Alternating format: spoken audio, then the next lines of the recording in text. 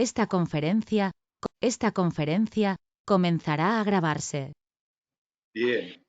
Hola, buenas noches. Bueno, es un gusto nuevamente, en nombre de la Asociación Argentina de Psicología Jurídica y Forense, darles una muy cordial bienvenida a esta segunda clase del plenario de actualidad en problemáticas psicojurídicas, que recordamos a toda nuestra comunidad. Este plenario se está dictando durante el mes de febrero. Tuvimos el primer encuentro la semana pasada, que fue sobre el testimonio infantil en el dispositivo de cámara Gesell, y en el día de hoy nos convoca la temática de la psicología investigativa en el ámbito penal. En esta ocasión contamos con la presencia de dos especialistas a quienes agradecemos enormemente la gentileza y, digamos, la generosidad de poder compartir en este tiempo con nosotros. Tenemos, por un lado, al doctor José Marinaro, que voy a presentar en un momento, y al licenciado doctor Gabriel Pulice.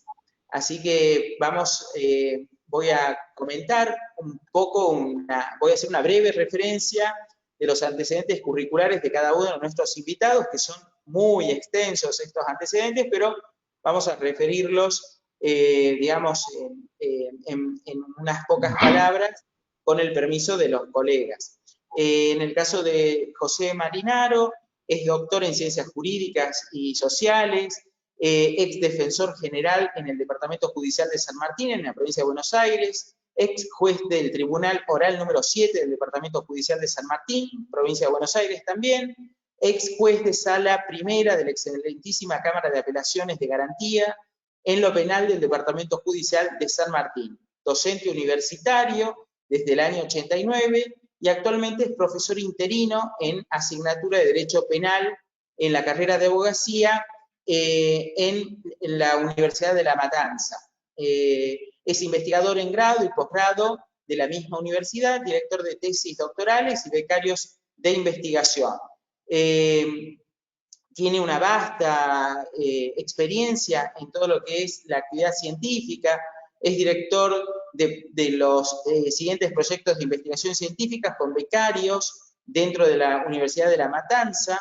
Entre ellos vamos a mencionar los proyectos de neurociencias en el derecho penal, traslación vinculante de las proposiciones emergentes de la investigación empírica de las ciencias del cerebro, la pena en el derecho penal juvenil, el proyecto de investigación de posgrado sobre la pena en el derecho penal juvenil, las neurociencias y su receptividad en el proceso penal, en el derecho penal juvenil y en la ejecución de la pena, encuadre ético de sus incidencias. Bueno, y así tiene una diversidad de proyectos que dirige y asesora nuestro colega y amigo José Marinaro. En tanto, vamos al momento de presentar, vamos a presentar también a nuestro colega, al doctor Gabriel Pulice, quien es psicoanalista, escritor e investigador, es supervisor clínico, docente de la Facultad de Psicología de la Universidad de Buenos Aires y de la Universidad Nacional de La Plata. Es docente y expositor en actividades académicas de extensión, grado y posgrado realizados en diversas universidades de Argentina, Brasil, Colombia, Costa Rica, Cuba, España, Estados Unidos, Perú, México y Uruguay. Coordinador del Foro de Investigación y Psicoanálisis en Psicomundo desde el año 2000. Es autor de diversos libros, entre ellos Acompañamiento terapéutico, Transferencia y Dirección de la Cura, Fundamentos clínicos del acompañamiento terapéutico. Es coautor de los libros de Investigación y Psicoanálisis, El problema de la transmisión y los límites del lenguaje, Investigación y Psicoanálisis, Fundamentos epistémicos y metodológicos, Investigar la subjetividad, Investigación y Psicoanálisis de Sherlock Holmes, Pierce y Dupin a la experiencia freudiana, participando además en otras numerosas compilaciones y publicaciones de carácter nacional. Así que bueno, muy bienvenidos a los queridos colegas, y bueno, vamos a iniciar entonces con la presentación del doctor José Marinaro, en esto que hemos denominado la psicología investigativa en el ámbito penal. Bien, bueno, antes que nada agradecer a la asociación que dirige Gabriel y a todos los que se están tomando la molestia de escuchar estas breves reflexiones. Lo que yo quiero anunciar es que lo que vaya yo a explicar muy brevemente en este espacio tiene que ver justamente con algunas de las menciones que hacías de proyectos de investigación. Últimamente son varios años, nos estamos dedicando en la Universidad Nacional de La Matanza a investigar las temáticas de las neurociencias y cómo impactan estas en el derecho. Es decir, yo en particular no soy neurobiólogo, no soy médico, soy abogado, soy, digamos, jurista, así que la perspectiva desde que miramos las cosas tiene que ver con cómo recibimos todo eso en nuestro ámbito, que no es poca cosa. Lo que quiero decir es que realmente desde que ha habido alguna suerte de explosión, como dicen algunos expertos, no exagerando, en lo que tiene que ver con las neurociencias, descubrir cuáles son los correlatos que hay entre determinados aspectos de funcionamiento cerebral y comportamientos del ser humano en general, ya de por sí nos da el título de la amplia gama, la enorme gama de aspectos en que esto puede llegar a incidir. Estas temáticas de investigación que tienen que ver con las neurociencias han cobrado mucho auge allá por la década del 80 del siglo pasado, pareciera que uno dice de mucho tiempo y en realidad no es tanto, y esas temáticas, quiero decir justamente como tienen que ver con el comportamiento humano, han de alguna manera hecho renacer una serie de temáticas que en algunos aspectos parecían de pacífica conclusión, pero no tanto.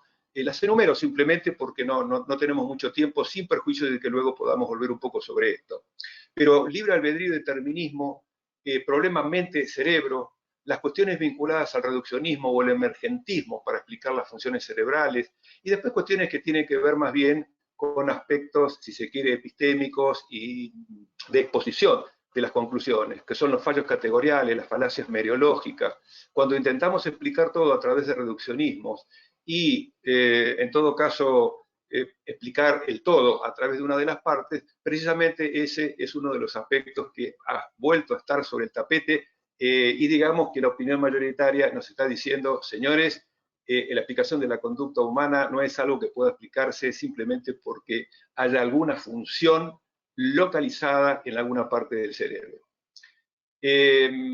¿Cómo impacta esto en el derecho? Bueno, a ver, quiero dar noticias que tienen que ver con participaciones que hemos tenido nosotros recientemente durante el mes de enero en tanto la Universidad de Toledo como la Universidad de Castilla-La Mancha, precisamente a raíz de seminarios internacionales.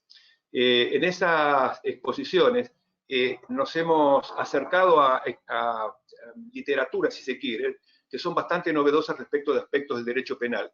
Simplemente la noticia. Una investigación publicada en el año 2020 nos está diciendo que los comportamientos del ser humano que se plasman en conductas disvaliosas, dolosas o culposas pueden ser correlacionadas con determinado tipo de tecnologías de uso mixto. Así que fíjense ustedes cómo impacta todo esto en el ámbito del derecho. Claro, la grandilocuencia de las exposiciones tiene que ver con que en algún momento hubo un manifiesto alemán donde una enorme cantidad de científicos alemanes, justamente, en el 2004, nos vinieron a decir que el libre albedrío no existe y que en base a todas esas comprobaciones que ellos habían considerado, en síntesis decía como que el libre albedrío es una ilusión. Así que imagínense un derecho penal, por ejemplo, que esté desposeído de la idea del libre albedrío. Ahora bien, cuento el principio y cuento el final. Es decir, hay un aspecto que tiene que ver con las tecnologías y esas tecnologías han demostrado muchas fallas. Simplemente por anotar una conclusión, Anders Eklund, Universidad de Linköping, ha demostrado que las resonancias magnéticas funcionales tenían un nivel de error que excedía el 5% tolerable, llegando, escuchen bien esto, al 70% de errores. Esto quiere decir que innumerables cantidades de resonancias magnéticas de uso médico y de uso luego para interpretaciones que tenían que ver con todos los temas que yo acabo de mencionar, allí por el año 2016, no hace mucho, nos están diciendo que tenían groseros errores. El tema que yo quería introducir tenía que ver con neurociencias, neuroderechos, pero fundamentalmente en un tránsito hacia una interdisciplinariedad fáctica. Es decir, cómo hacemos que esos aportes que nos están dando las neurociencias y las neurotecnologías puedan aplicarse de manera concreta. Y esto nos está llevando a un tema que es de suma importancia, que tiene que ver con las investigaciones que se realizan sobre neurociencias a lo largo del planeta. Simplemente destaco los proyectos que se hacen en Estados Unidos, dirigidos por Rafael Yuste, la Unión Europea. Los chinos han dado comienzo a una investigación de cómo funciona el cerebro y las implicancias que tienen distintas áreas del comportamiento humano y distintos saberes en el año 2018. Quiere decir que se está investigando y las grandes potencias colocan una enorme cantidad de recursos. Claro, en este punto es donde nos estamos preguntando a América Latina qué es lo que hace.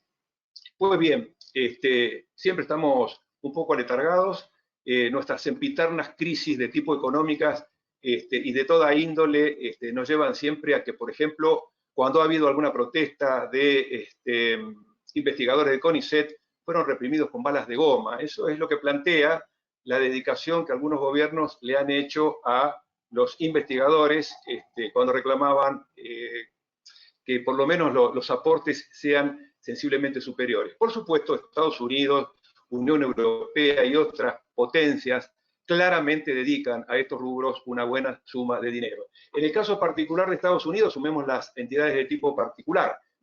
Simplemente menciono MacArthur Foundation. ¿Por qué la menciono? Porque en particular MacArthur tiene una subdivisión donde estudia específicamente las correlaciones entre la ley y las neurociencias. Es decir, hay grupos a los cuales se le dota de una importante suma de dinero. El caso que yo acabo de mencionar antes, donde conductas dolosas y culposas pueden ser correlacionadas con tecnologías o neurotecnologías, simplemente es un proyecto que tan solo en esa conformación ha sido beneficiado con la suma de $600.000, más otros millones de dólares que se dedican a este tipo de cuestiones. Yo hice bastante hincapié en la cuestión de las tecnologías, porque en rigor, esto que yo vengo explicando, no ha sido un mérito exclusivo y solitario de la biología, la neurobiología o de lo que se conoce como neurociencias, sino que ha tenido que ver directamente con las tecnologías. Es decir, el gran avance en el campo tecnológico es el que nos ha permitido mejorar las formas, los métodos de ocultación de las funciones cerebrales. Simplemente por mencionar que, para tener idea de la importancia de esos avances, simplemente al caso del señor Röntgen en Alemania en 1895, cuando descubre los rayos X, ha sido un antes y un después, si se quiere, con lo que tiene que ver con tecnologías invasivas o no invasivas. Electroencefalogramas, resonancias magnéticas funcionales, tomografías axiales computarizadas y muchas más son las variadas técnicas que se utilizan, muchas de ellas no invasivas y algunas sí, pero no con los efectos que tenían antes, por ejemplo, las famosas lobotomías. De las cuestiones que tienen que ver con cómo impacta las neurociencias en los ámbitos del derecho y qué es lo que hacemos los que trabajamos o hemos trabajado en el derecho, como lo hacen ustedes, que tienen una dedicación forense, es de alguna manera algo, si se quiere, arbitrario, porque es enorme la cantidad de temas que están tocados justamente por las neurociencias. Cuando pasamos a temas de la práctica, el introducirnos en la práctica, indudablemente que hay un aspecto que concierne a quienes hemos ejercido la magistratura y a los que son jueces, que tiene que ver con la admisibilidad de esos aportes. Por supuesto, en este rubro, Estados Unidos ha sido uno de los países que ha ido desarrollando criterios que fueron emanados por el máximo tribunal de ese país. Menciono algunos casos y luego cuáles son los contenidos que hacen a las exigencias de fiabilidad, replicabilidad de las pruebas, en este caso, pruebas científicas y tecnológicas en los procesos penales. El caso Fraye, por ejemplo, de 1923, fíjense la época de la cual yo les estoy hablando, cuando la prueba de polígrafo empezaba a hacer sus primeros espacios.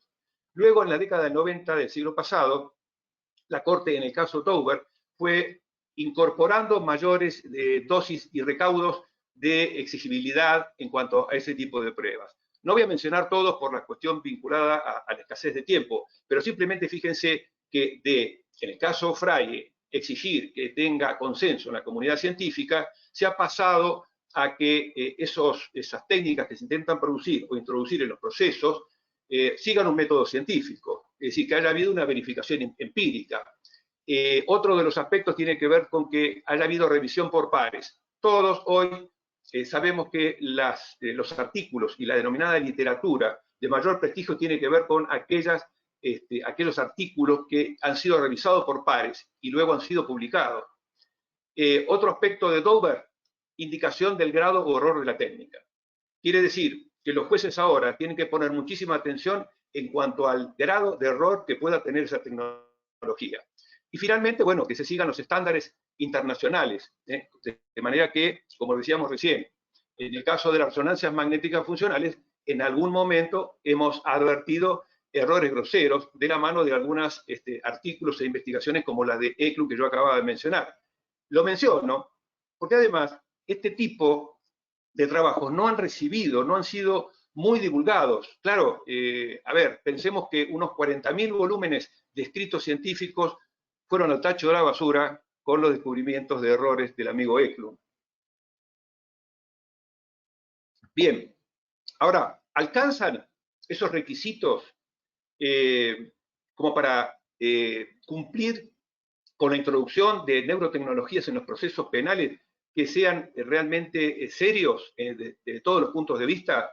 Bueno, dos investigadoras de la Universidad de Toronto, Baron y Sullivan, entiende que debe mejorarse, ampliarse el aspecto de Dover, con reglas que de alguna manera están sacadas de las aplicaciones en psicometría traídas a los procesos penales. Yo entiendo personalmente que algunas de esos criterios pueden incorporarse y añadirse a los ya existentes. Por ejemplo, en el caso de la replicabilidad, lo que se está exigiendo es que esas experimentaciones puedan ser replicadas, repetidas, con metodologías análogas, previendo determinados tipos de resultados. Otro aspecto más tiene que ver con la validez interna y la validez externa. A ver, muchas de las pruebas que se trasladan a los ámbitos forenses o que se pretenden trasladar tienen que ver con experimentaciones que se hacen con animales, por ejemplo, con roedores. Y lo que sencillamente, y yo diría sensatamente, estas autoras están planteando, es que en esos casos, aquello que se investigue en el laboratorio no necesariamente va a tener una correlación, este término es muy importante, en la vida externa, en la vida real. Por eso están exigiendo que en estos casos se aporte una medida de tipo adicional o un informe de tipo adicional. Bien, estos son algunos de los elementos. Nosotros en nuestros proyectos de investigación hemos creído necesario añadir uno más. Ustedes dirán, ¿qué cantidad? Bueno, pero es importante que esos requisitos aludan a la capacidad de resistencia a contramedidas. ¿Qué quiere decir esto? A que el destinatario de las medidas no burle el sistema, distorsionando de alguna manera ese tipo de resultados. Así que eso es un aporte que nosotros estamos haciendo, lo hemos dicho justamente en estas jornadas en Toledo y en Castilla-La Mancha.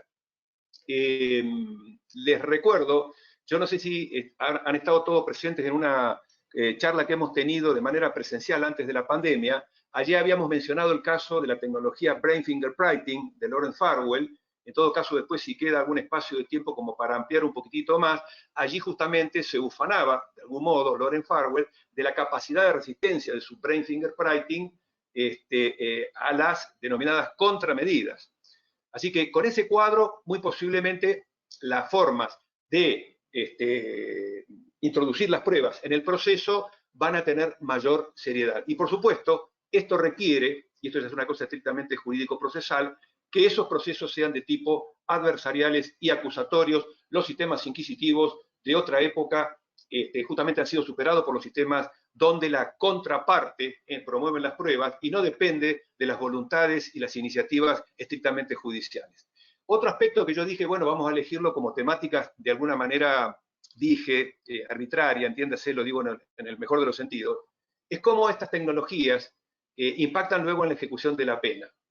Esto es algo que concierne muchísimo a la labor que inclusive muchos peritos forenses llevan a cabo, porque estas nuevas tecnologías están incidiendo en dos aspectos fundamentales dentro de la ejecución de la pena. Lo que se denomina neuroenhancement, que es decir, esto mejora, posibilidades de mejoras de funciones cerebrales. Estas las vamos a a disminuir en cuanto a la exposición, porque en realidad todo lo que signifique alguna forma de mejora de alguna capacidad o alguna aptitud cerebral que incida en el comportamiento, va ligado derechamente con principios de orden jurídico que tiene que ver, por ejemplo, con la prevención. Ustedes deben haber escuchado muchas veces esto, la prevención especial positiva, es decir, estas famosas reglas de resocializar, rehabilitar a los sujetos para que se desenvuelvan luego en el medio libre de manera acorde al sistema normativo. Pero también en estas cuestiones aparece otro aspecto, y tal vez este sea el de los últimos desarrollos más críticos. ¿A qué aludo con esto? Aludo a las formas de neuropredicción. Así como hablamos de neuroenhancement, neuromejoras, este es el otro costado que tiene que ver con la neuropredicción, y ustedes ya más o menos deben ir palpitando a qué obedece esto de la neuropredicción. Pues bien, lo digo en términos muy sencillos. Neurotecnologías que incluyen también las más recientes innovaciones en materia de inteligencia artificial, colocadas con sistemas de algoritmos que lo que intentan predecir, fíjense ustedes, en esa discusión entre las formas clínicas y las formas nuevas actuariales, en las que se hace mucho énfasis últimamente, intentan predecir las posibilidades o los riesgos de reincidencia. Menuda cuestión, imagínense la enorme cantidad de discusiones que esto está suscitando. Yo simplemente, en relación a esas posibilidades de neuropredicción que nosotros los juristas tomamos con muchísimo recaudo, y desde el punto de vista de los derechos y los neuroderechos estamos llamando la atención, todos los comités de ética tienen que tener cuidado con este tipo de cosas, porque además, en ese sistema algorítmico donde yo mencionaba que la inteligencia artificial utiliza esos métodos, si se quiere, estadísticos y matemáticos, debe cargarlos alguna persona. Es decir, no es una generación espontánea de la inteligencia artificial para predecir cuáles son los rubros que sumarán o restarán puntos en aquellos sujetos que estén por obtener algún beneficio que signifique la libertad. Entonces, ¿cuáles son los problemas que nosotros advertimos que son los de mayor envergadura? Como primera medida, nos hacemos la pregunta de si deben las penas de prisión basarse en delitos que los individuos todavía no han cometido. A ver, si además, y esto se ve mucho en Estados Unidos, recomiendo en ese caso la lectura de Sonia Stark, Cristina Angel, son algunas de las autoras que están alzando la voz, llamando la atención en relación a algunos fallos de la Corte norteamericana, por ejemplo, State versus Loomis. En State versus Loomis se ha utilizado un sistema que es, como hacen los norteamericanos, son muy amigos de las actividades privadas, el sistema COMPAS, que es de una entidad privada, que lo que hace justamente es utilizar inteligencia artificial prestando el servicio para los sistemas judiciales que midan quién va a reincidir o quién no. Pues bien, uno de los tantos problemas que tiene COMPAS es el de los sesgos, porque lo que se ha ido comprobando, merced a los trabajos que yo acabo de mencionar recién, que existen sesgos que discriminan desfavoreciendo a ciertos sectores de la sociedad. En Estados Unidos, claramente, esos sesgos perjudican a las personas de color oscuro respecto de las personas de piel blanca. Existen otro tipo de sesgos que hacen que las personas de sexo masculino obtengan menos puntaje a la hora de obtener una posibilidad de libertad, precisamente por su sola condición de sexo masculino. Y yo voy a agregar algo más, que es algo que estamos considerando con los grupos de investigación. Ustedes vieron que nosotros también estamos investigando las cuestiones vinculadas al neuroderecho y en particular al desarrollo del cerebro adolescente. Miren, hay fallos en Estados Unidos que toman este sistema y cuando un individuo va a ser valorado, lo que se tiene en cuenta es si ha tenido antecedentes en el periodo adolescente. Entonces, acá vemos que hay una enorme contradicción axiológica, y explico muy brevemente con esto, así ya voy concluyendo. Esa contradicción axiológica está dada porque los propios fallos de las cortes norteamericanas, en casos como Miller versus Alabama, Roper versus Simons, en esos casos, el avance y la utilidad de las neurociencias ha sido considerada por los jueces para lograr, por ejemplo, que a los menores adolescentes no se les aplique la pena de muerte, o para lograr, por ejemplo, que la reclusión perpetua tenga posibilidades de libertad anticipada en el caso de los menores. Así que, si por un lado tenemos fallos de los propios organismos importantes de los Estados Unidos, que lo que están diciendo es que el proceso de desarrollo neuronal de los menores, fundamentalmente lo que tiene que ver con la zona órbito-frontal, que es donde estarían los aspectos vinculados a la madurez, por citar tan solo uno de los aspectos, terminan de desarrollarse entre los 25 y los 28 años de edad. De manera tal que si hay fallos que reconocen estos trabajos de muchos investigadores como Blackimore, Steinberg, de los más renombrados en materia de neurociencias y el derecho penal juvenil, encontramos esta contrariedad axiológica. ¿Cómo puede ser que estos fallos reconozcan en beneficio de los adolescentes ese grado de inmadurez y luego sea computado por un sistema de inteligencia artificial cargado por seres humanos en un sentido de incremento del riesgo de reincidencia? Así que, miren, ese es, si se quiere, de lo último que hemos visto en las charlas con los españoles, con los italianos y los alemanes, los temas de hoy en día. En América Latina, voy cerrando esto, el desarrollo de las neurociencias y el neuroderecho es muy, muy dispar, muy dispar. Tiene algún proceso en la Universidad de Buenos Aires con INECO, INEDE, Daniel Pastor, Manes, algo tiene la Universidad de Córdoba porque tiene un doctorado en neurociencias, y algún que otro fallo de casos así muy conocidos en nuestra historia, como el caso Tablado, el caso Conci, pero no hay una aplicación que posea una sistematización de todo este saber. Por eso insistimos en que las universidades tienen que cumplir un rol importante en este aspecto, y voy a decir acá lo que vengo repitiendo en todos lados.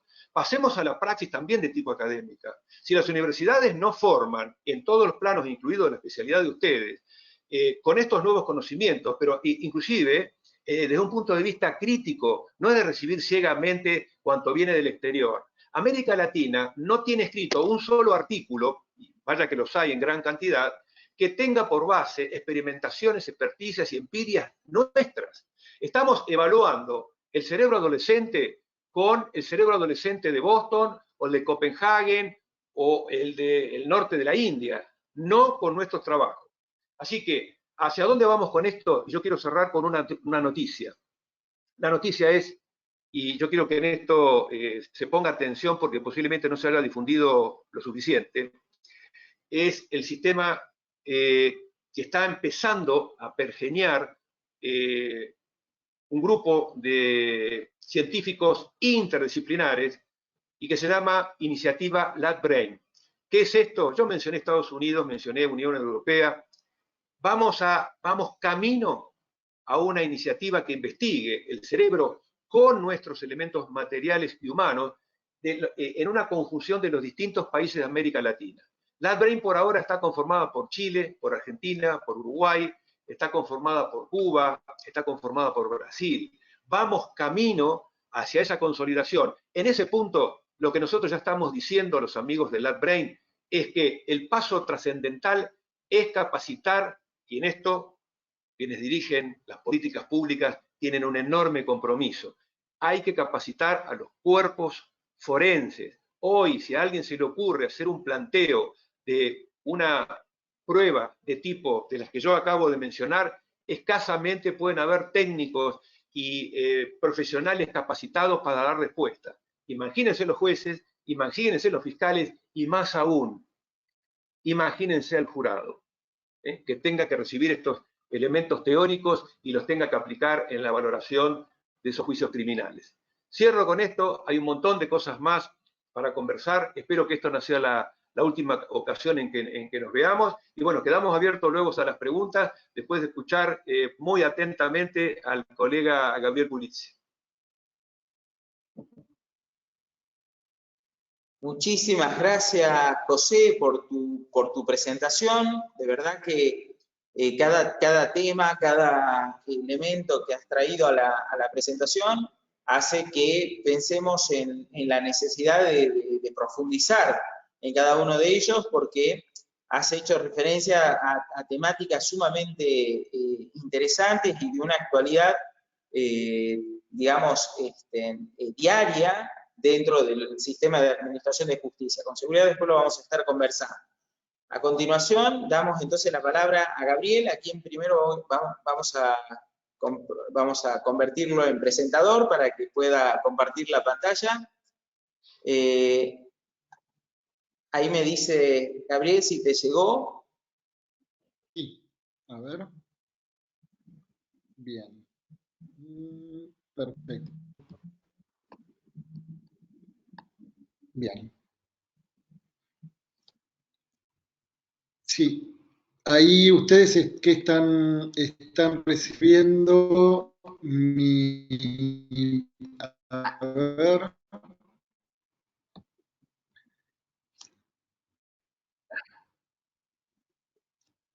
Ahí estamos viendo tu pantalla. Bien. Bueno, pero a ver, vamos a saludar. Y bueno, quería en primer lugar transmitirles mi agradecimiento a Gabriel de Taif, presidente de la Asociación Argentina de Psicología Jurídica y Forense, y también a quienes están participando del área de formación de esta asociación. Bueno, y escuchaba con muchísima atención la presentación recién de José Marinaro. Y bueno, la verdad es que casi estoy tentado de cambiar de recorrido, pero no, pero bueno, quería sí decir que hay temas ahí muy interesantes que sí vale la pena y vamos a retomar. Fundamentalmente lo relativo a esa pregunta tan fuerte que tiene que ver con el libre albedrío, ¿no? Yo la voy a retomar desde otra perspectiva. Hay otras cuestiones que me parece que vale la pena también poner en conversación.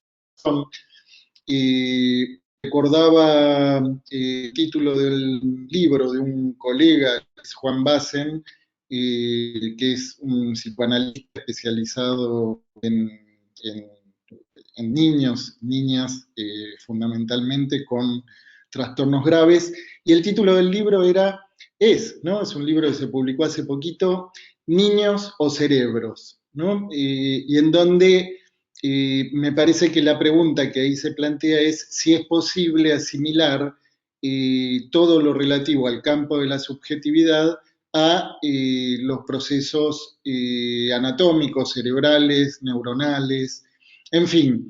Me vienen a la memoria algunas películas en donde a mí me gusta tomar viñetas fílmicas, por un lado porque estamos muy restringidos, ¿no?, en la transmisión, dada las grabaciones y el acceso que, bueno, todo el mundo tiene a las conferencias y al material que se publica en la web.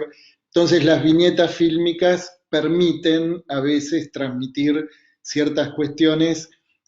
Bueno, y ahí, por ejemplo, en relación a esto que presentaba recién José, recordaba esta película de antología que es Minority Report, Sentencia Previa, en donde se encarcelaba ahí a través de un dispositivo muy particular a personas que se daba, a partir de ese procedimiento, se daba por hecho que iban a cometer un delito, ¿no?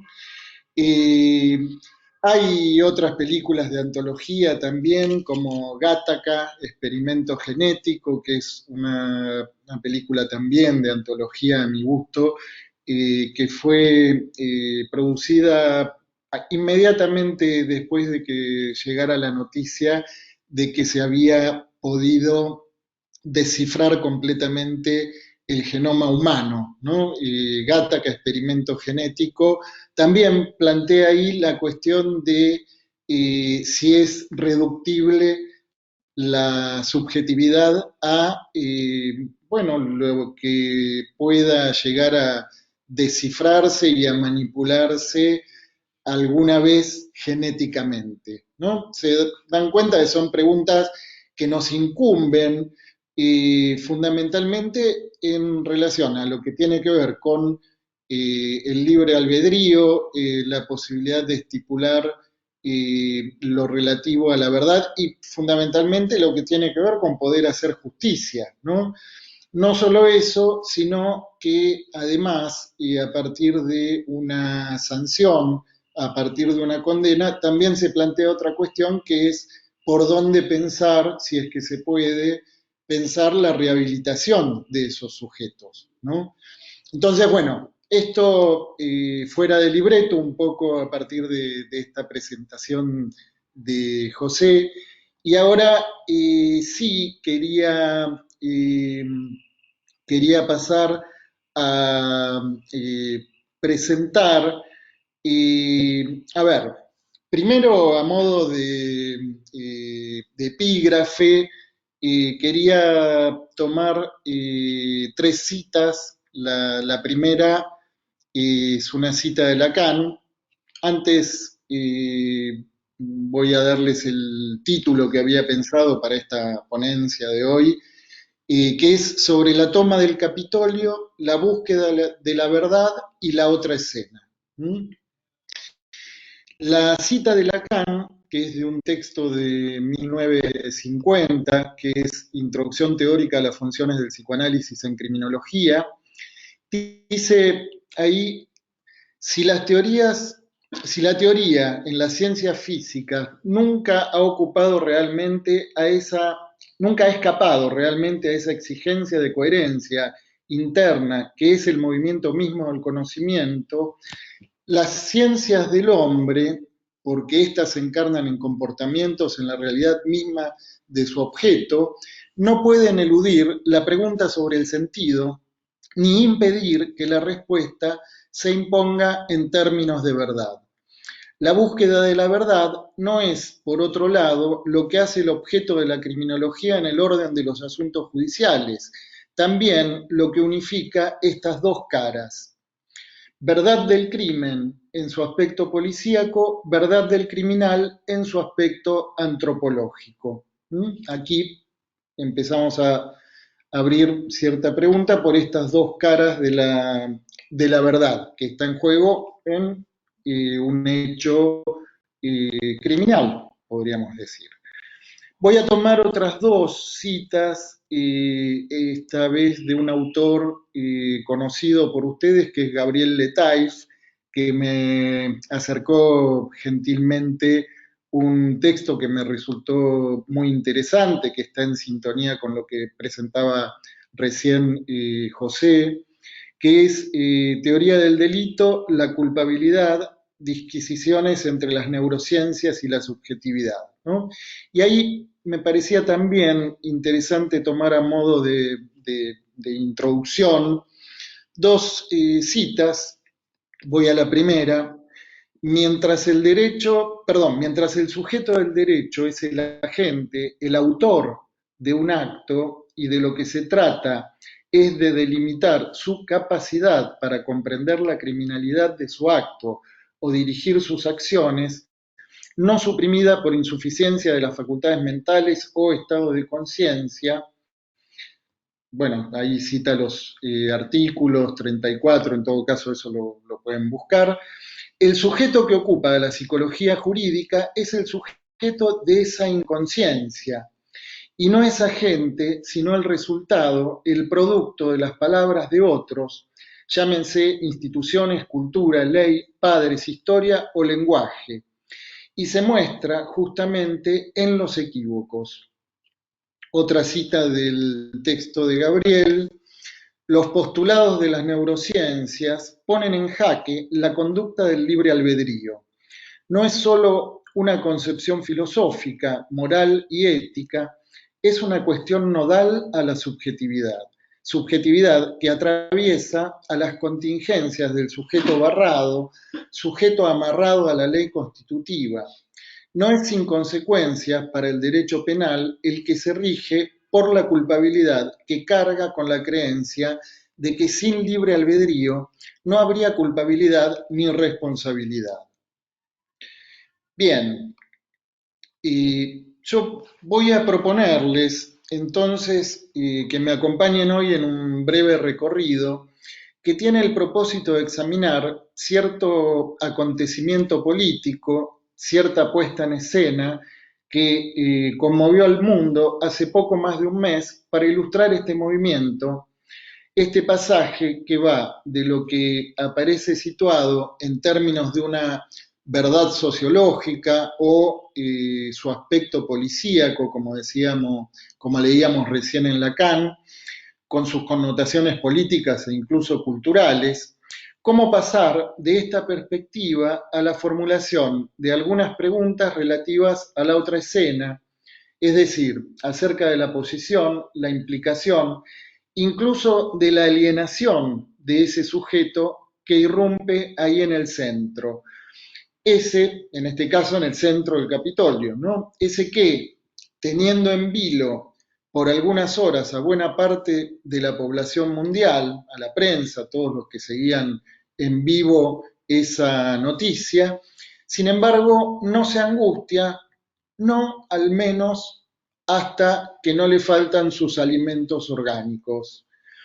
Bueno, voy a tomar como primera referencia un texto de una colega psicoanalista que es Lidia Ferrari, publicado primero en su muro de Facebook y luego en la página del taller La Otra el 7 de enero de este mismo año, o sea, el otro día de estos acontecimientos. Y dice ahí, mucha simbología nórdica en el asalto al Capitolio.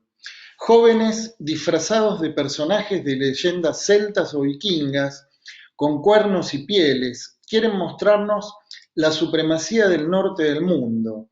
También las usa la Lega Nord de Italia y la ultraderecha europea.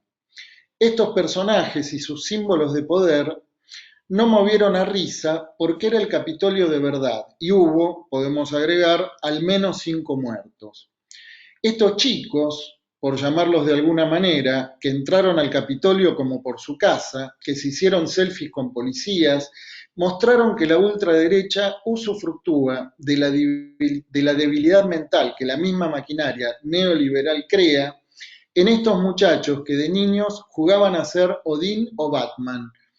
No desestimaría el desastre que es para el mundo la existencia de esta infantilización de emblemas de poder. No hablo de los niños, sino de la infantilización que crean los adultos. Hacen el mismo efecto que un niño disfrazado de Odín y rugiendo como un león. Claro, estos pueden portar armas. Ayer, en referencia al día de la toma del Capitolio, por un rato el videojuego salió de la pantalla y algunos de sus héroes se arrimaron al centro de la política estadounidense. Hoy volverán al videojuego online. Tienen presente, ¿verdad?, los acontecimientos del Capitolio. Bueno, imagino que sí. No sé si se llegó a compartir en la pantalla la imagen de Jake Angeli, que es el personaje sobre el que voy a hablar. ¿Llegaron a verlo cuando compartí pantalla? Bien. Bueno, voy a avanzar entonces. Gabriel, a ver, ¿querés probar? Sí. A ver. Sí, a ver. Fíjate ahí, por favor, a ver.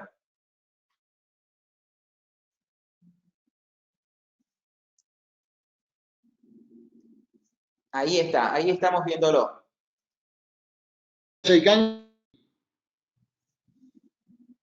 ¿Sí? Sí, se ve. Bueno, bien. Voy a dejar de compartir para continuar con la exposición. Okay. Bien, entonces, Esta misma colega comparte a su vez el link de otra nota que es el autor es Roberto Luigi Pagani, titulada El uso político de la Edad Media nórdica, que fue publicada también el 7 de enero en una página que lleva por nombre Un italiano en Islandia.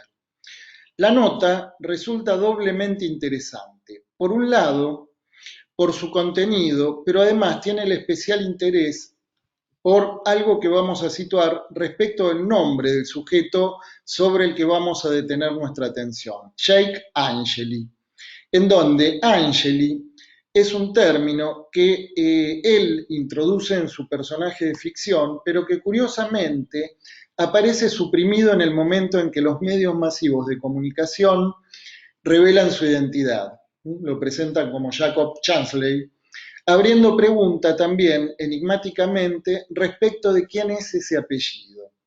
Ese origen latino que aparece en contraposición a esto que él aparece sosteniendo respecto de su supuesta pertenencia nórdica, ¿no? Entonces, tenemos aquí este texto cuyo autor es un italiano en Islandia. El autor es un investigador del lenguaje, es docente y doctorando en la Universidad de Islandia desde 2016, especializado en los manuscritos, el idioma nórdico medieval, ¿no? Este italiano en Islandia, este texto, ¿no? Parece interesante también para agregar algunos condimentos al análisis que vamos a hacer de la situación. Dice así este autor: los hechos ocurridos en Estados Unidos el 6 de enero de 2021, con la espantosa implicación de los muertos, han sido reportados en todos los periódicos del mundo. La fotografía de un hombre cuyo nombre Jake Angeli aparece de forma predominante en las imágenes de los distintos reportajes debido a su excéntrica apariencia. Sin entrar en los méritos políticos de la cuestión estadounidense, quisiera aprovechar esta oportunidad para hablar de otra cuestión, bastante seria y compleja, que cruza estudios sobre la Edad Media nórdica, la recepción actual de ese mundo y los usos políticos que se le da. Como estudiosos de la Edad Media nórdica, todos nos enfrentamos al hecho de que nuestra disciplina obtuvo un ímpetu considerable en sus inicios de una base teórica y motivaciones que no eran exactamente inocentes, y que el legado de ese periodo aún está extremadamente vivo en la cultura y en el imaginario popular. Me refiero, dice, al lema del supremacismo nórdico. Los estudios históricos y filológicos germánicos, que comenzaron durante el siglo XIX, fueron motivados en gran parte por un impulso ideológico en el sentido racial. Poquito más adelante, los nazis, a diferencia de lo que a menudo creemos, no consideraban a los alemanes como una raza superior, sino que admitían que eran el resultado de una notable mezcla de pueblos. No obstante, identificaron su matriz cultural en el antiguo germanismo y vieron a Escandinavia como una suerte de oasis puro donde su antigua cultura y raza se habían conservado en su esencia más pura. En particular, los nazis veían a Islandia como una especie de cuna de la cultura germánica, ya que es precisamente allí donde se compusieron los únicos textos que tenemos en nuestro poder que nos ofrecen un vistazo a la mitología pagana germánica. El problema, dice este autor, es que estos textos fueron compuestos por autores cristianos al menos 200 años después de su conversión. Pero esto a los nazis solo les importaba de manera secundaria. Así se creó el mito de los nórdicos altos, hermosos, fuertes y valientes, independientes y templados por un clima severo. No importa si Islandia tiene temperaturas mucho más suaves en invierno que los Apeninos de Abruzzo. Con un casco con cuernos y, gracias a la serie de televisión Vikings, un hacha en la mano, una cabeza rapada y un atuendo de metalero. Esta caricatura del vikingo, que se actualiza y reelabora constantemente en la cultura pop, a menudo se asocia con la colocación especial en entornos rígidos, porque nuevamente en el siglo XIX nació la idea de que los climas fríos producen poblaciones más productivas y más fuertes, mientras que los climas cálidos producen molachioni, es decir, personas perezosas e indolentes. También agregamos símbolos tomados al azar de diferentes periodos históricos, por los que tenemos, por ejemplo, un barco vikingo del siglo IX en asociación con runas germánicas del siglo III y un símbolo mágico islandés del siglo XIX. Bueno, hay todo un desarrollo en relación a la Edad Media nórdica, en donde este autor sostiene la teoría de que en realidad no había tal pureza, sino que ya en ese momento había una cruza de razas y de etnias que se puede verificar por lo que dice históricamente, ¿no?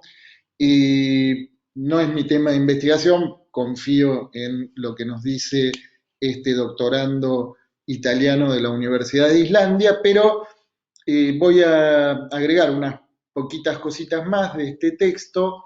Él dice, tomando esta frase de recuperemos nuestros símbolos nórdicos, dice, sin embargo, significa dar crédito a la idea de que estos símbolos pertenecen a alguien y que alguien tiene derecho a usarlos en virtud de su origen, un concepto que es parte integral del racismo. Por eso situaba, como les decía, el Angeli de Jake Angeli como uno de los puntos de interés que vale la pena retomar. Vamos a pasar a situar ahora dos cosas. Por un lado, todo lo referido a las teorías conspirativas de QAnon, y vamos a retomar ahora también, a partir de lo que plantea Roberto Luigi Pagani, esa suerte de ensalada que se observa tanto en los tatuajes como en la vestimenta, vale decir, en la composición imaginaria que nos presenta este personaje que queda en el centro de la escena el día de la toma del Capitolio.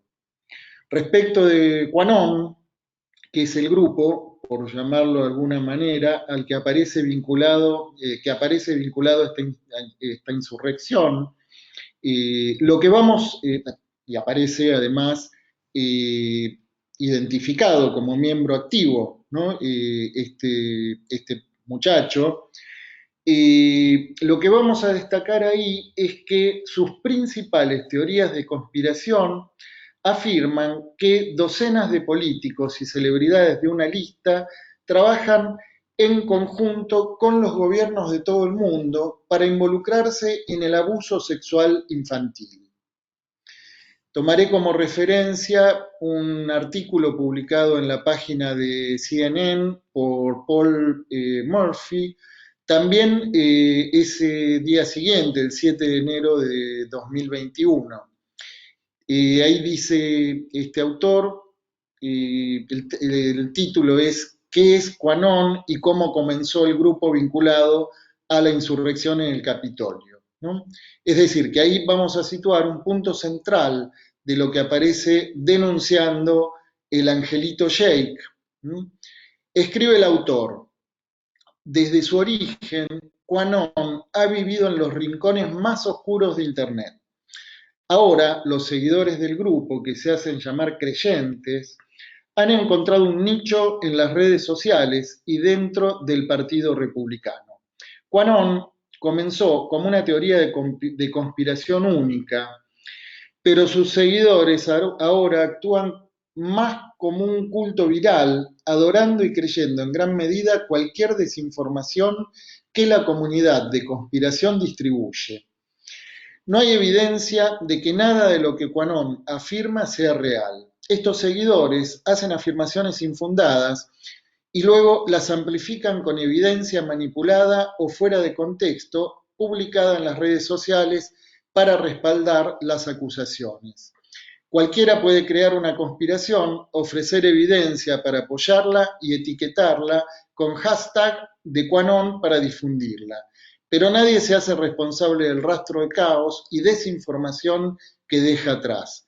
Bueno, cualquier parecido con la realidad de las informaciones que a veces circulan en las redes es pura coincidencia.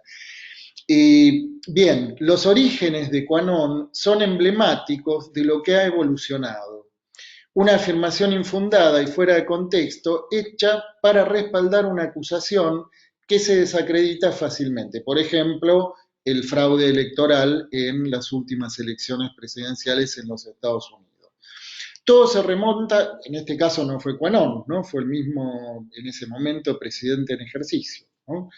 Todo se remonta a una publicación críptica y anónima, estamos volviendo ahora a los orígenes de QAnon, el 28 de octubre de 2017 en 4chan, un tablero de mensajes en línea que con frecuencia presenta contenido extremista e intolerante. No está claro quién estaba detrás de esas publicaciones, en fin, bueno, sigue dando algunas referencias, pero bueno, esto nos interesaba situar ahí lo que está en el centro y en el origen de este grupo en el cual este personaje encuentra su identidad, ¿no? Con el cual se identifica, ¿no? El abuso sexual infantil. Bien, vamos a volver ahora sobre los símbolos nórdicos que aparecen en la composición de su imagen. Uno de esos símbolos es el Valknut. Yo ahora voy a volver a compartir pantalla, a ver si puedo mostrarles ese símbolo que es el Valknut. A ver, denme un segundito. Ahí lo tenemos. Ahí lo estamos viendo. Ahí lo están viendo. Bueno, fíjense que hay dos modos distintos en que aparece representado el Valknut. Uno es semejante a el nudo de los Borromeos que toma Lacan para ilustrar lo que él propone en relación al anudamiento de los tres registros, el registro simbólico, imaginario y real. El otro modo de representación es de una sola línea, ¿no? No son lo que serían tres aros distintos, sino una sola línea que es como se suele representar el nudo de trébol. Este símbolo es el que aparece destacado entre los tatuajes que presenta Jake Angeli. Bueno, vuelvo entonces ahora a avanzar con la presentación. Entonces, vamos a volver ahora sobre estos símbolos que aparecen en la composición de sus imágenes. Uno de esos símbolos, decía, es el Valknut, que es un símbolo que consta de, en ese primer caso, de tres triángulos entrelazados. Aparece en una variedad de objetos del registro arqueológico de los antiguos pueblos germánicos y se cree que simboliza el poder del dios Odín para atar y desatar, mencionado en los poemas y en otros registros, en otras escrituras. Odín tiene el poder de poner ataduras en la mente, de modo que los hombres se volvieran indefensos en la batalla y también podía aliviar las tensiones del miedo y la tensión con los dones de locura de batalla, intoxicación e inspiración.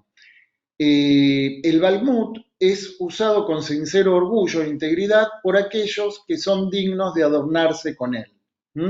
Pero fíjense que ahí, en este poder de Odín de poner ataduras en la mente, se reintroduce la cuestión del libre albedrío. Bien, a ver, digo, acá hay algunas cuestiones interesantes que vamos a tomar también. Otro aparece también destacada en esta caracterización de Jake Angeli, el mástil de la bandera estadounidense, esgrimido como una lanza, en cierta emulación del Mjolnir, que es el martillo del dios Thor, que es hijo del dios mayor Odín y de la diosa Yara, personificación de la tierra. Es Mjolnir, en la mitología nórdica y germánica, el dios del trueno y la fuerza. Su papel es complejo, ya que tenía influencia en áreas muy diferentes, tales como el clima, las cosechas, la protección, la consagración, la justicia, los viajes y las batallas. Mjolnir, el martillo de Thor, poseía muchas características mágicas, como la de poder golpear tan fuerte como Thor quisiera, desde un leve toque hasta un terrible golpe que destruía montañas. También, bueno, hay otras referencias. Se decía que el trueno y el rayo eran consecuencias del golpe del martillo y que el martillo contaba con la capacidad de encogerse lo suficiente, fíjense las connotaciones fálicas, de encogerse lo suficiente como para ser guardado en una túnica y luego agrandarse para ser usado en combate. Bueno, situadas estas distintas cuestiones, estos detalles en relación a su ornamentación, vamos a presentar ahora en unos minutos algunas referencias en relación a la historia de Jake Angeli. Nacido Jacob Anthony Angeli Chansley, según dicen las noticias, en 1988 nace y es también conocido como Quanon Shaman o Q Shaman o Yellowstone Wolf. Y vamos a examinar ahora algunas curiosidades en relación a su nombre, tanto el Chansley como el Angeli. Porque hay un momento en el que él decide cambiarse el apellido tomando el de su padrastro. Después de dejar la escuela secundaria, el primer acto de Chansley fue cambiar su nombre. En agosto de 2005 solicitó reemplazar el apellido de soltera de su madre, Angeli, por el apellido de su padrastro Glenn, de 63 años. En la solicitud escribió: quiero que mi apellido sea el de mi padrastro, mi papá. Mi padrastro no me adoptó legalmente cuando era menor de edad. Angeli es el apellido de mi madre. Sin embargo, cuando se nombra a su madre, de 56 años de edad, aparece en todos los medios como Martha Chansley. Pequeños detalles entre los poquitos datos que pude recopilar. Parece que a partir de terminar la escuela secundaria, se podría decir que Jacob entra en un derrotero de desventuras. Se alista, después de cambiarse el nombre, en la Marina de los Estados Unidos en 2005, pero termina siendo degradado y casi expulsado en octubre de 2007, poco más de 2 años después, porque se niega a aplicarse la vacuna contra el anthrax.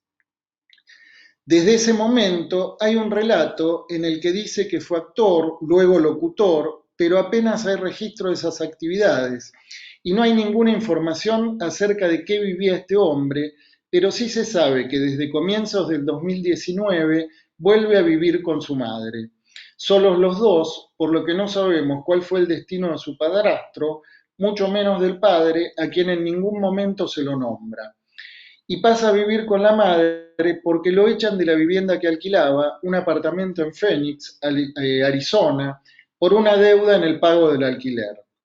Estos son algunos de los datos, muy poquitos, aunque suficientes para formular algunas preguntas que me parecían interesantes, por lo menos para abrir el juego, no con el valor de una interpretación, ni mucho menos para atribuirnos la posibilidad de analizar el caso, pero sí podemos abrir algunas preguntas para ver de qué manera podemos producir ese pasaje de esa verdad sociológica o del crimen en su aspecto policíaco a la otra escena, es decir, a la verdad inconsciente del sujeto que allí se despliega y la pregunta por su implicación.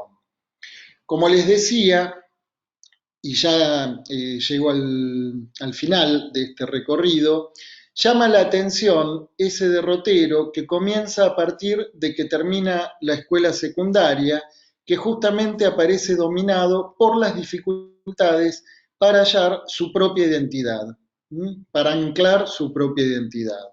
Primero cambia su nombre, luego quiere ser marino, después locutor, actor. Es decir, hay una búsqueda de identidad que viene rebotando de representación en representación, hasta que se encuentra con Quanon. Se convierte entonces en un miembro activo, llegando a autoeditar 2 libros, Will and Power, Inside the Living Library, publicado en 2017 con el seudónimo de Lone Wolf, y One Mind at Time, A Deep State of Illusion, publicado en 2020, con el nombre de Jacob Angeli. Luego viene el episodio en el Capitolio y su arresto con la posterior denuncia de su madre, quien reveló que no ha comido desde ese momento, una mamá muy preocupada, ¿no? Porque su hijo no ha comido desde ese momento porque la cárcel donde está detenido no sirve comida orgánica. Dice la mamá, se pone muy enfermo si no come alimentos orgánicos, en una declaración a la prensa. Bien, algunas cosas pudimos situar en relación a sus investiduras, sus emblemas tatuados y su ornamentación. Y como les decía, hay algo ahí que tiene una presencia muy fuerte, el enigma sobre el nombre del padre, la confusión de los apellidos Chansley y Angeli, esa búsqueda de identidad que termina en esa situación de desamparo y su retorno a los cuidados maternos. Reincidente, ¿no? Es la madre la que en definitiva da amparo nutricio a este angelito Jake, que solo puede comer alimentos orgánicos. Otra de las cosas que también aparecen como un punto muy interesante es la insistencia de su origen latino, allí donde no se sabe en definitiva de quién es ese apellido. Origen latino que va a contramano de esta identidad nórdica que él asume, ¿no? Que él encarna. Y por último, esto que situamos como el tema central de los postulados Quanon, que gira en torno del abuso sexual infantil y su reclamo de justicia. Entonces, volviendo a la imagen que nos obsequiaron los medios masivos de comunicación, podemos ver esa irrupción en el Capitolio de nuestro pobre angelito Jake, quizás en otras coordenadas, si lo ponemos en conexión con esta problemática que aparece respecto del nombre del padre, si lo ponemos en conexión con esta dificultad de anudamiento que parece presentar a nivel de su estructura subjetiva, si lo ponemos en conexión con ese tema principal que lo convoca, que es el abuso sexual infantil y el reclamo de justicia que aparece como el tema central de esa irrupción en el Capitolio, pero en donde ya no se trataría de un reclamo dirigido a la justicia electoral por una elección supuestamente fraudulenta, sino que podríamos abrir una pregunta fuerte respecto de cuáles son las coordenadas de configuración de esa escena en la que este sujeto queda en el centro de atención de la prensa mundial. Bueno, hasta aquí mi presentación y bueno. Muy bien, muy interesante, Gabriel, la verdad que unos interrogantes que nos dejan pensando, digamos, y aparte con un fuerte amarre también desde un enfoque clínico, ¿no? Para pensar cuestiones policíacas que hacen a esta investigación. Queremos abrir el espacio, digamos, para el intercambio por parte de los colegas, aquellos colegas que estén animados por ahí a comentar o alguna reflexión, alguna pregunta a alguno de nuestros expositores en el día de hoy. Así que le vamos a pedir a a Julián que se anime, que no esté tan tímido, active su micrófono y pueda preguntar, porque está escribiendo en el chat. A ver si el doctor Cañete. Julián, Hola. ¿tenés el micrófono? Ahí. Sí, ¿me escuchan bien? Sí, perfecto. Muy baja señal. Bueno, no, me surgía el interrogante al doctor Marinaro, teniendo en cuenta, bueno, su excelente presentación, que bueno, me despierta este interrogante, ¿no? De si considera él que existe un punto de tensión entre el neopositivismo y el neolombrosianismo, porque, a ver, que el caso de Charles Whitman, ¿no? Y esto que evidentemente se podría haber previsto, pero bueno, dejo el interrogante, a ver. Sí, yo voy a responderte, Julián, previo a hacer una mínima referencia, lo que dijo, lo que explicó muy fundadamente Gabriel. Me pasó esto, vi la foto y cuando vos ibas haciendo toda esa interpretación se iban pegando cosas a comprender la foto de una manera distinta al final. Gracias. Y bueno, mirá. Muchas gracias. Sí, es la sensación que tuve mientras te escuchaba ahí muy pacientemente con un montón de cosas. Es como para más temas, pero quiero ir a la respuesta. Hay siempre un temor de las reapariciones de las formas positivistas, o esos retornos a los positivismos donde todo aparecía explicado casi única y exclusivamente por determinado saber científico, ¿no?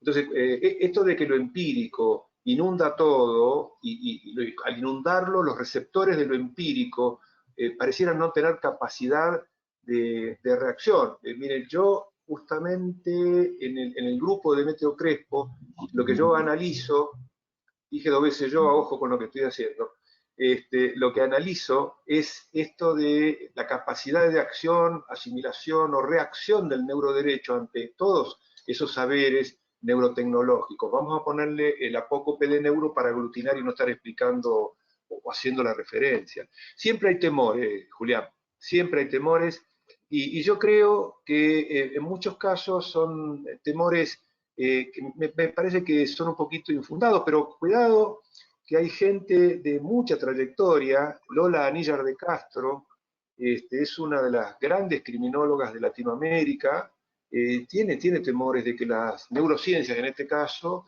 vengan a aparecer como otro formato lombrosiano para explicar. Bueno, son innumerables las diferencias, ¿no? Es decir, la precisión de las técnicas y la precisión de los relevamientos empíricos de la época del Lombroso son elocuentemente muy distintos, ¿no? Yo, por eso muchas veces cuando se habla de la problemática mente-cerebro, digo, ¿qué hubiera hecho René Descartes, uno de los reconocidos mentores de esta dualidad mente-cerebro, ¿no? Mente, digo, en un sentido material, digo en un sentido inmaterial, como algo que está allí, pero que está, no lo ubicamos, pero está, y el cerebro, cuerpo cefálico, que está presente en el sentido material. Bueno, cuando René Descartes hacía esas conclusiones, yo siempre me pregunto, ¿no? Es bueno hacer este ejercicio, con ese contenido racionalista que tenía René Descartes, ¿qué hubiera hecho con la resonancia magnética funcional? Es decir, ahora que se han prolijado, gracias a Eklund, la resonancia magnética funcional, se lo ha querido ocultar al amigo Eklund, nosotros le damos las gracias por avivarnos, se ha mejorado, y digamos que la precisión de la resonancia magnética, y digo esto porque hay implicancias médicas también, ¿no? Ha mejorado mucho. Ahora, voy a cerrar un poco el sentido de la respuesta a la pregunta que agradezco, ¿no? Siempre hay temores de que esos retornos aparezcan, o en todo caso remozados con otras cosas. Yo enfatizo esto de las tecnologías porque le tengo mucho miedo no tanto a las interpretaciones, sino también a los usos inadecuados, estoy siendo gentil, de todas esas tecnologías. Miren, me preocupa que se pueda leer el cerebro mucho de lo que decía Gabriel respecto de la sociedad norteamericana, tiene esos contenidos allí, ¿no? Es decir, ellos son capaces de ir por mucho más de eso, con algunas tecnologías que ya ellos, sobre el tema del lavado de cerebro, que han sido unos expertos, han hecho algunas barbaridades ya de la década del 60, ¿no? Entonces, ¿a mí qué me preocupa? Esto neo, Julián, me preocupa que se utilice toda esa tecnología de manera que vulnere derechos, de manera que la gente quede expuesta y no tenga cobertura. Por eso rescato lo que hace Rafael Yuste. Él está propiciando que revisemos las cartas de derechos. Nosotros como juristas vemos esos riesgos, nos deben llevar a revisar si es todo correcto, si no hay que ayornar, si no hay que actualizar, por ejemplo, la Declaración Universal de Derechos Humanos del año 48. Así que son muy distintas las situaciones. Es difícil que eso suceda, pero hay que estar alertas. Y para eso hay que trabajar. Todos los grupos de investigación, nosotros destacamos la interdisciplinaridad en el sentido, por eso bienvenido a la DUREIN, de que estemos todos juntos. La Unión Europea, cierro con esto, investiga, pero formó un comité de ética. Así que ahí ya se van preservando de los usos desviados de la tecnología. José, es muy claro, yo creo que es un punto nodal, el punto crucial de la ética en esto, y de hecho, digamos, rescato desde que lo conozco a José esta apertura que tiene al diálogo y a la conversación, ¿no? Digamos, sin cerrarse a postulados o a, digamos, a principios científicos que no permitan el intercambio. Así que muy buena respuesta. Le voy a pedir a Pamela Flores si se anima a activar su micrófono. Ella quería hacer una reflexión para Gabriel. No sé si... Sí, acá estoy. A ver si puedo ponerla. Creo que me ven en cámara. Hola. Sí, ahí te vemos. ¿Cómo estás? Todo bien. Me había quedado un poco pensando en lo que había comentado Gabriel respecto a Angeli, y pensaba un poco también en el rol que cumplen estas organizaciones como la QAnon, en la que él pertenece, que captan este tipo de personas que tal vez durante toda su vida se fue notando ese afán de protagonismo que necesitaba, o esa búsqueda de identidad, que tal vez esta organización en cierto modo se la dio. Digo, él estaba en la búsqueda de lo que era su lugar en el mundo, por decirlo de alguna forma, y esta organización se lo proporcionó. Y de hecho creo que se notó mucho en cómo actuó él desde la toma del Capitolio y en los días posteriores. Él requería como un protagonismo constante, que se lo vieran, siempre tenía como alguna especie de contacto con los medios de comunicación. Es decir, creo que también es importante muchas veces ver el tipo de organizaciones y la captación que tienen de los jóvenes con esta problemática. Sí, sí. Es Florencia, ¿no? ¿Tu nombre? Sí. Pamela. Pamela, perdón. Pamela Flores. Pamela. Sí. Sí, a ver, porque ustedes seguramente habrán oído hablar del déficit de atención, ¿no? Y de algún modo también podemos situar que hay esto que vos estabas recién visibilizando, ¿no?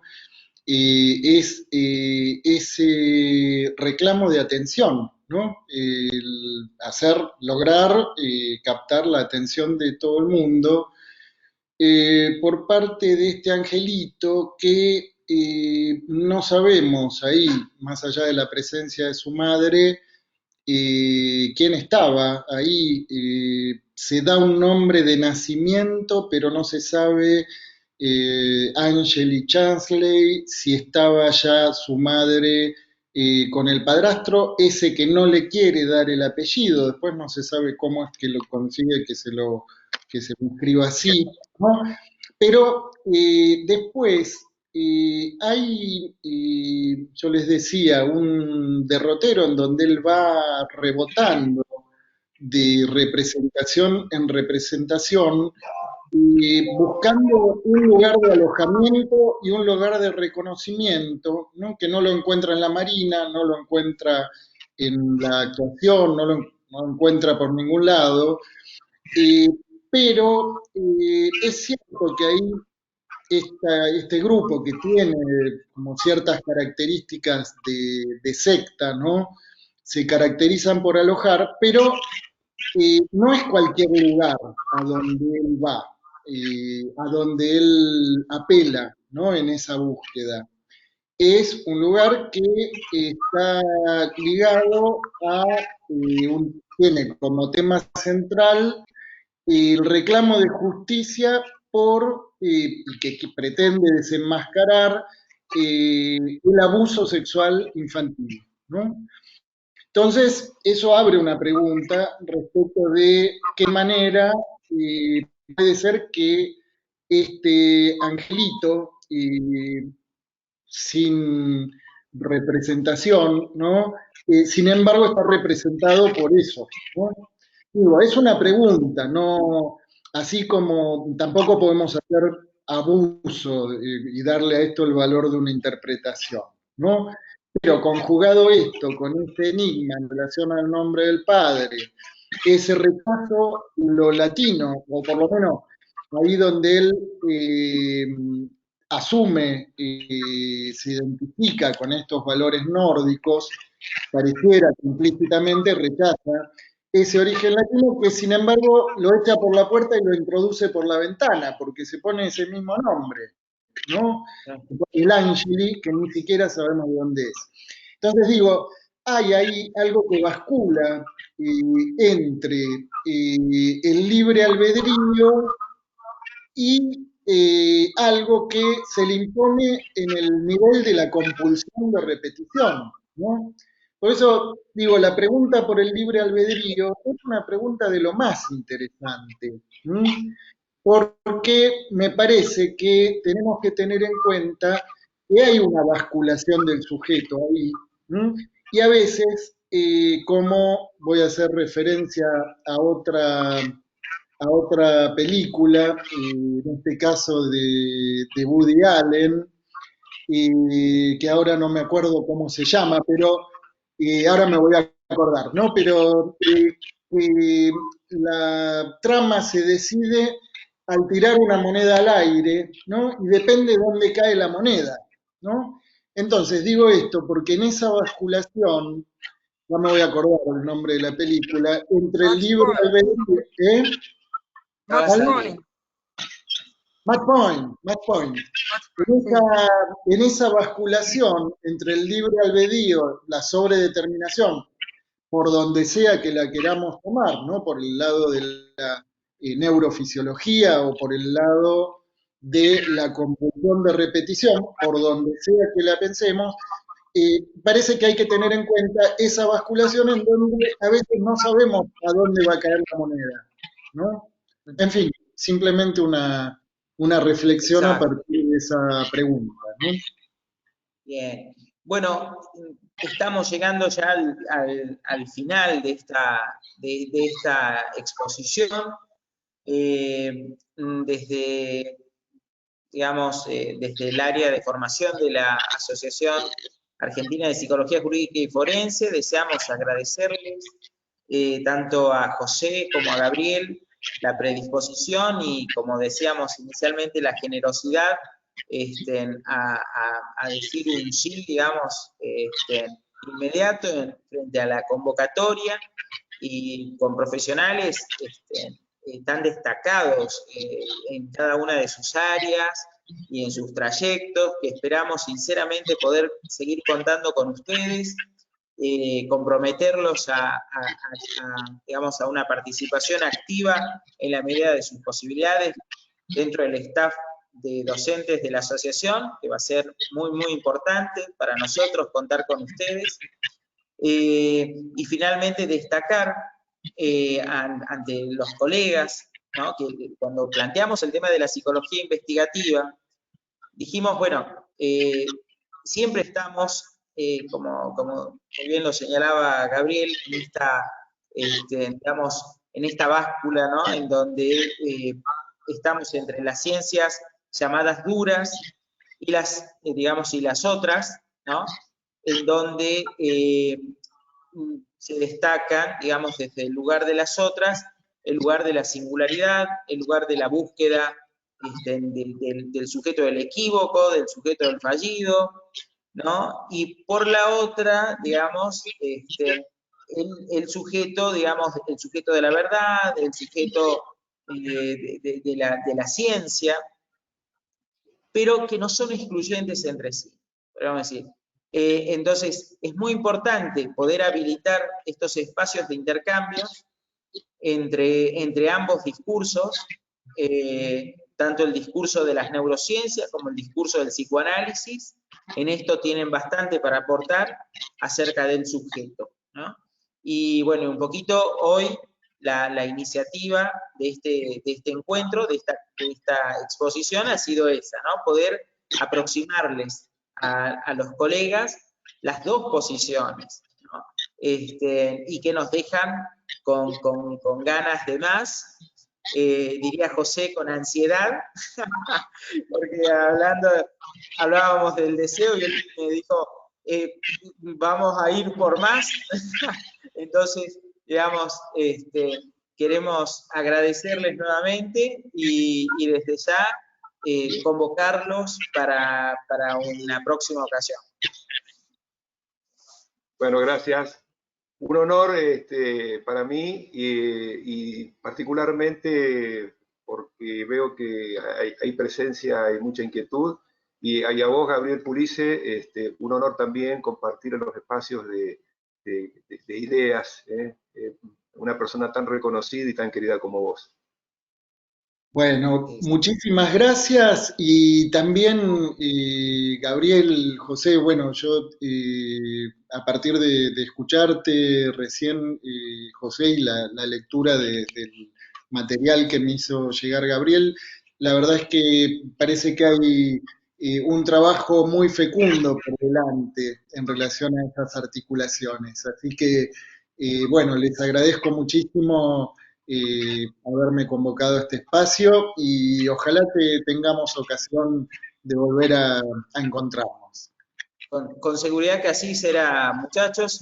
Un gran saludo para todos, a cada uno de los colegas también. Muchísimas gracias por acompañarnos y nos vemos el próximo lunes en la última clase de estos plenarios, que va a ser el momento de trabajar cuestiones ligadas más al derecho de familia, al derecho civil. Nos encontramos el próximo lunes y un saludo para cada uno de ustedes. Muchísimas gracias por todo. Bueno. Un placer, Gabriel, hasta luego a todos. Por favor.